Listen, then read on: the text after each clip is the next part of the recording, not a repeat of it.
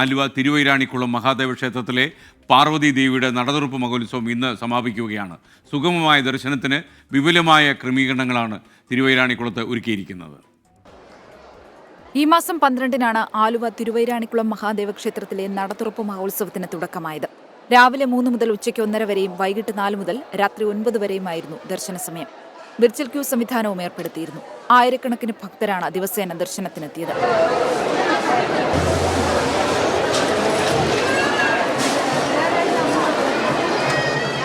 ഉത്സവത്തിന്റെ ഭാഗമായി ദിവസേന 15,000 പേർക്കാണ് അന്നദാനം. മതസൗഹാർദ്ദത്തിന്റെ ഈറ്റില്ലമായ തിരുവൈരാണിക്കുളത്ത് ഒരു കൂട്ടായ്മയുടെ പശ്ചാത്തലമാണ് ഈ ക്ഷേത്ര ഇവിടെ കുടികൊള്ളുന്നത്. ആവശ്യമായ എല്ലാ സജ്ജീകരണങ്ങളും നമ്മൾ ഒരുക്കിയിട്ടുണ്ട്.